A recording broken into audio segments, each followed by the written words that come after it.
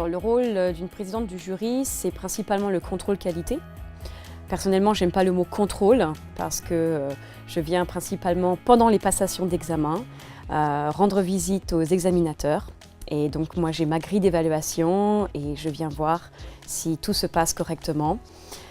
Si par exemple le délai de l'examen est bien respecté, si le type de question correspond aussi au niveau de l'examen, le niveau de langue aussi, étant donné que nous avons différents niveaux d'examen de A1 jusqu'à B2 pour le DELF et C1, C2 pour le DALF, donc qui correspond à des personnes de langue maternelle. Donc c'est important que l'examinateur régule non seulement son débit, mais aussi son niveau de vocabulaire. Alors le rôle d'un examinateur, donc il examine les candidats du DELF, des diplômes A1 jusqu'à B2.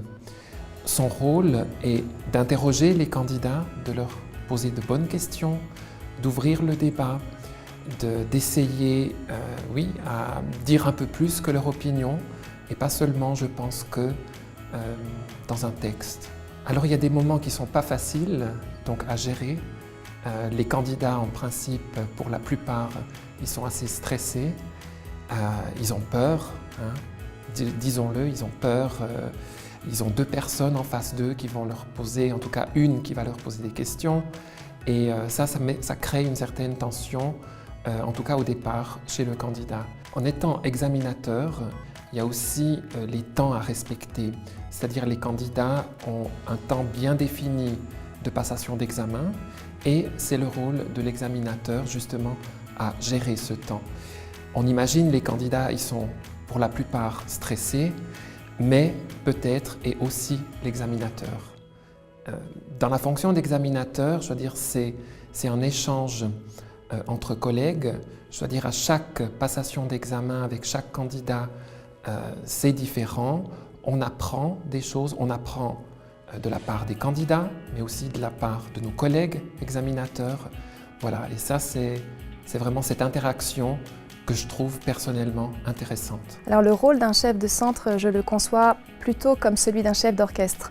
C'est-à-dire qu'il n'est pas seul, il travaille de concert avec toute une équipe qui va de l'administration à tous les examinateurs. Donc tous ensemble, on veille à la bonne marche d'une session, tout en respectant bien sûr les directives du CIEP.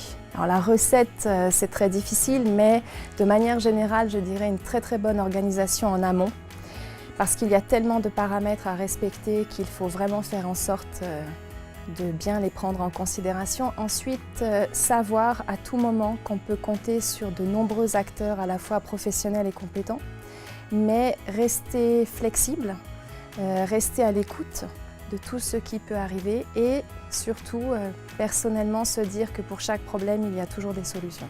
La fondation, elle est surtout importante pour faire le lien avec le CIEP. C'est au milieu entre le CIEP et notre dispositif suisse.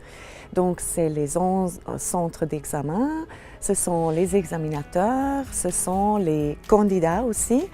Et pour faire le lien dans tout ce système éducatif qui est très compliqué pour nous. Et en Suisse, avec des différentes régions, des différentes lois, des différentes dispositions et l'autonomie de chaque école. Le rôle de la Fondation Esprit Francophonie, c'est un formidable soutien pour tous les centres, parce que c'est tout d'abord la garantie d'avoir beaucoup d'équipes opérationnelles sur lesquelles on peut compter, et toutes ces équipes vont permettre l'harmonisation entre les centres, et donc la bonne marche au niveau des sessions.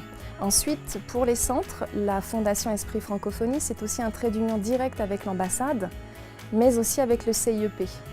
Donc pour nous, c'est la garantie qu'on aura la qualité au niveau de la communication, mais aussi au niveau des diplômes qui vont nous être remis en amont et en aval des sessions.